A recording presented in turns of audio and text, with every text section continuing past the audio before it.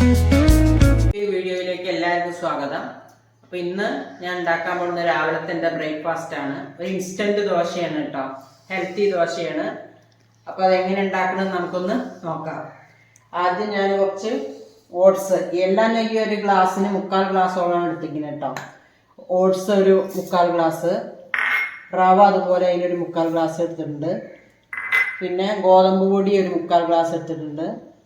പിന്നെ കുറച്ച് അവില് കുതിർത്തി വെച്ചതാണ് കേട്ടോ, അവില് കുറച്ച് കുതിർത്തി വെച്ചത്.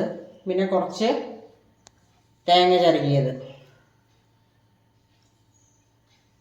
ഇതെല്ലാം കൂടി ചേർത്ത് നമുക്ക് ഒരു ഇളം ചൂടുവെള്ളത്തിൽ, നല്ല ചൂടാവാൻ പാടില്ല, ഒരു ഇളം ചൂടുവെള്ളത്തിൽ നമുക്കിതൊന്ന് അരച്ചെടുക്കാം. ദോശേൻ്റെ മാവ് ഇവിടെ റെഡി ആയിട്ടുണ്ട്. ലേശം ഉപ്പും ചേർത്താണ് ഞാൻ അരച്ചത്. വേണം എന്നുള്ളവർക്ക് ഈസ്റ്റ് ലേശം ഇട്ടിട്ട് ഉണ്ടാക്കിയെടുക്കാം. ഒരു പിഞ്ച് ഈസ്റ്റ് ഇട്ടാൽ മതി. അപ്പം ഞാൻ അപ്പോൾ അവിടെ ഇരിക്കട്ടെ. ഇതിലേക്ക് നമുക്കൊരു തക്കാളി ചട്നി ഉണ്ടാക്കാം. സ്റ്റവ് കത്തിക്കാം. കുറച്ച് വെളിച്ചെണ്ണ ഒഴിക്കുന്നുണ്ട്. ഇനി വെളിച്ചെണ്ണ ഒഴിച്ചേക്ക് നമ്മളെല്ലാം കൂടി ഇടാൻ പോവുകയാണ് കേട്ടോ. കുറച്ച് ഉണക്കമുളക്, 2 അല്ലി തക്കാളി, കുറച്ച് സവാള. തക്കാളി ചട്നിയൊക്കെ എല്ലാവർക്കും ഉണ്ടാക്കാൻ അറിയാം, എന്നാലും ഞാൻ ഉണ്ടാക്കുന്നതാണ്. പിന്നെ കറിവേപ്പിൻ്റെ ഇല അതൊന്ന് വാടട്ടെ.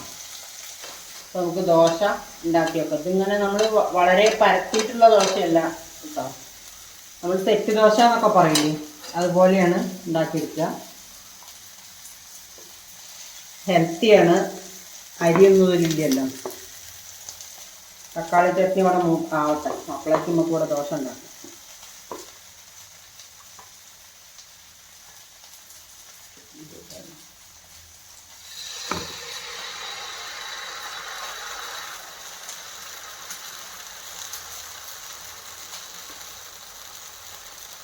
അടച്ച് വെച്ചിട്ട് വേവിക്കുക, അല്ലെങ്കിൽ ഓപ്പണായിട്ട് വേവിച്ചിട്ട് മടച്ചിട്ടിട്ട് ഉണ്ടാക്കാം കേട്ടോ. അടുത്ത ദോശ ഞാൻ ഉണ്ടാക്കിയിട്ടുണ്ട്. കുറച്ച് നെയ്യും വെളിച്ചെണ്ണയും കൂടി ചേർന്നതാണിത്. നീര ഒഴിക്കുക. ഇതിങ്ങനെ അടച്ചു വെച്ചും വേവിക്കുക, അല്ലെങ്കിൽ പിന്നെ തിരിച്ചിടുക.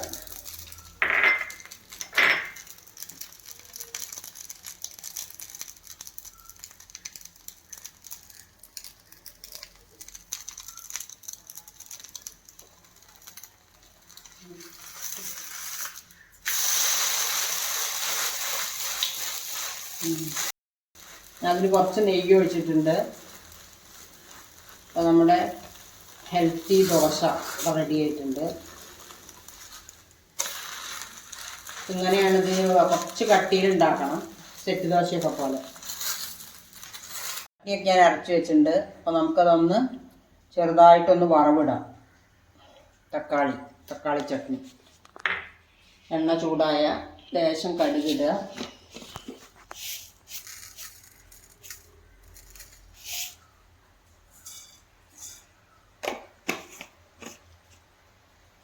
കടുകൊന്ന് പൊട്ടട്ടെ.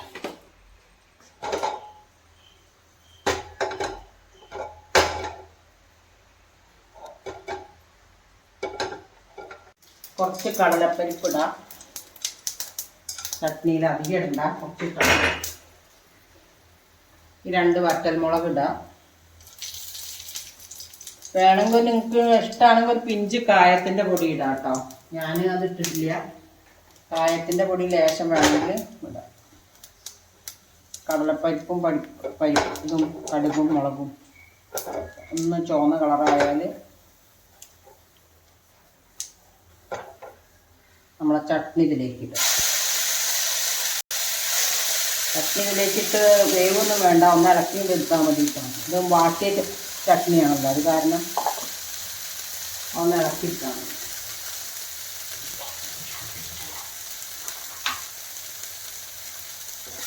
ഇൻസ്റ്റന്റ് ദോശയും തക്കാളി ചട്നി ഇവിടെ റെഡി ആയിട്ടുണ്ട്. ഇഷ്ടമായ എല്ലാവരും ലൈക്ക് ചെയ്യുക, ഷെയർ ചെയ്യുക, സബ്സ്ക്രൈബ് ചെയ്യുക. Okay, bye. അടുത്ത ദിവസം വീണ്ടും കാണാം.